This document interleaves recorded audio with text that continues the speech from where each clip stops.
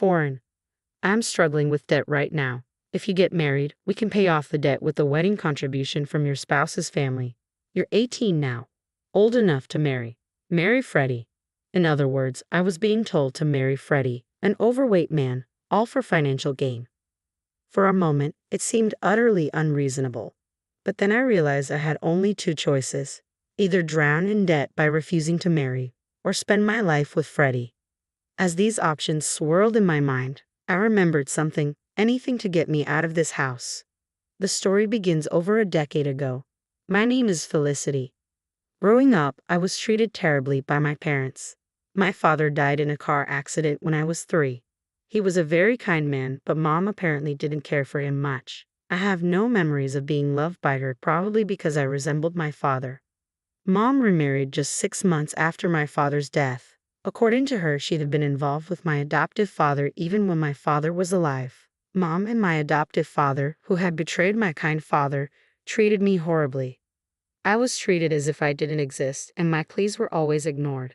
It seemed to get worse after my sister Olivia was born. While Mom and my adoptive father adored Olivia, I was always the outcast. They did give me birthday presents each year, but they were small, pencils or erasers, while Olivia got everything she wanted. Even at Christmas, Santa Claus never visited me. As a child, I often cried alone, hugging my knees, believing Santa didn't come because I was a bad child. During those painful days, something happened. I was 7 years old and a hurricane was pouring heavy rain. Olivia had a fever, and my parents, who doted on her, were in a panic. My adoptive father told me to fetch a sports drink for Olivia. Reluctantly, I ventured out into the torrential rain, wearing a raincoat. My small body struggled against the fierce wind and relentless downpour.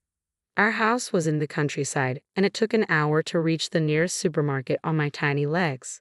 When I finally arrived, drenched and exhausted, I was horrified to find that I couldn't locate the wallet I thought I had brought. I might have dropped it when the wind knocked me down. Tears welled in my eyes as I considered turning back, but then I heard a voice. "Wait a minute." A high school student, who appeared to be my older brother, said kindly, "Are you alone? It's dangerous out here." I burst into tears at his gentle demeanor and explained my situation. Desperately, I told him about my sister's fever and how my parents had sent me out to shop. The older brother seemed to understand my plight. "You don't need to worry about your wallet," he said kindly. "I'll help you with the shopping." He assisted me with all my purchases. Despite losing my wallet and being unable to pay a single dollar, he reassured me not to worry and even gave me the change I needed. He also took me close to home in a taxi. For the first time in a long while, I felt the warmth of kindness from a stranger. "Thank you, big brother," I said from the bottom of my heart as I exited the taxi. His gentle smile left a lasting impression on me. Having endured such a childhood, I turned 18. As a child, I was always constrained by being treated differently from my sister. Now, as an 11th grader, my primary issue was money. Mom and my adoptive father were initially against me going to high school, deeming it a waste of money. But I insisted on continuing my education under the condition that I would contribute $1,000 to the family each month. The money I earned from part-time jobs barely covered living expenses. As an 11th grader, I had to balance studying for college entrance exams with my part-time job, and I was constantly busy. Mom and my adoptive father probably wouldn't fund my college education, so I dedicated all my time to working and studying to secure a scholarship. One day, Olivia, now in the 8th grade, came home beaming with excitement. Listen, I got scouted by the entertainment industry." She proudly placed a business card from an entertainment company on the dining table. Mom and my adoptive father were thrilled. "Olivia is so cute," they said. "We're delighted she's been noticed. She has such a sparkle. Having a daughter become a celebrity is amazing. You're nothing like your big sister, but that's just fine." I was always much cuter than my older sister Olivia, yet our parents, who had always looked down on me and showered Olivia with praise, compared us at every opportunity. This time, Olivia arrogantly asked, "You think so too, don't you, big sister?" I replied with a resigned yes, knowing that arguing would only lead to more trouble. Olivia was supposed to join the entertainment industry, but months passed with no word from her. Our parents, initially puzzled by the constant charges for lessons and membership fees, eventually discovered that the entertainment agency was a scam and had vanished, leaving them with a debt of $20,000. While our parents were frantic, I calmly paid my monthly contribution of $1,000 and focused on my studies. I was determined to escape this house by any means necessary. With that goal in mind, I threw myself into my part-time job and studies. A few weeks later, as I came home, I heard an unfamiliar voice coming from the living room. Curious, I was about to head up to my room when I heard my adoptive father call for me. I peeked into the living room and saw two unfamiliar men with him. One was about the same age as my adoptive father, and the other was a very large man, sweating despite the air-conditioned room. My adoptive father introduced them. "This is Mr. Newell. Say hello." "Ah, nice to meet you," I said hesitantly. The two men smiled and looked at me. Mr. Newell was a well-known, prominent landowner in the area. I wondered what such important people were doing in our house. As if reading my thoughts, my adoptive father made an outrageous announcement.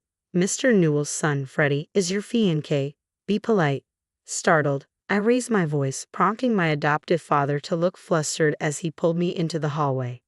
"What's going on?" I demanded. He spoke in a hurried whisper. "We're in serious debt. If you marry Freddie, we can pay off the debt with the wedding contribution from his family. You're 18 now and can marry. You need to marry Freddie." In other words, I was being told to marry that overweight man, Freddie, purely for financial reasons. At first, it seemed utterly unreasonable, but I soon realized I had only two choices: accept the marriage and live with Freddie, or refuse and face a future of crushing debt. The thought of escaping this house was all-consuming. "Are you finished?" Mr. Newell, who had been waiting in the living room, asked anxiously. "Will you marry our Freddie?" With a forced smile, I replied, "Yes, gladly." So, that very day, I was to marry Freddie. I was told to move into Freddie's house immediately and was sent out with only my study materials. Freddie, noticing my lack of belongings, asked, "Don't you have any clothes or anything?" I had never owned any cute clothes, so I simply said, "That's all I have." Freddie's eyebrows furrowed in concern. Mr. Newell, my father-in-law, was a well-known landowner whose name I recognized, but he was very friendly. His car drove through a large gate and into a sprawling estate before stopping in front of a solitary house. "This is a separate house I built for Freddie when he married," Mr. Newell explained.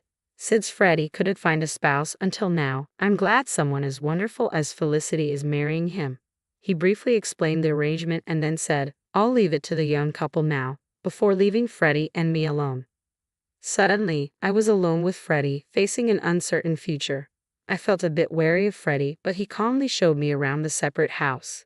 As he led me to a spacious room furnished with comfortable furniture, he said, "This is your room, Felicity. The lock works from the inside, and if you're worried, don't hesitate to ask for a key change. I promise I won't lay a finger on you."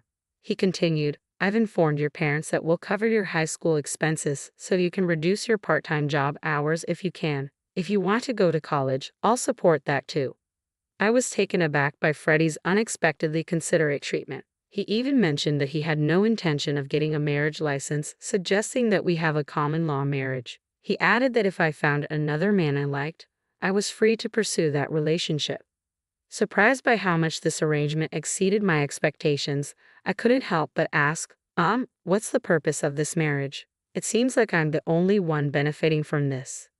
I wondered if it was rude to ask, but thought it was better to clarify now rather than face potential complications later. Freddie paused for a moment before beginning. "I might be meddling, but do you remember the day of the hurricane when you went shopping as a child? We met then.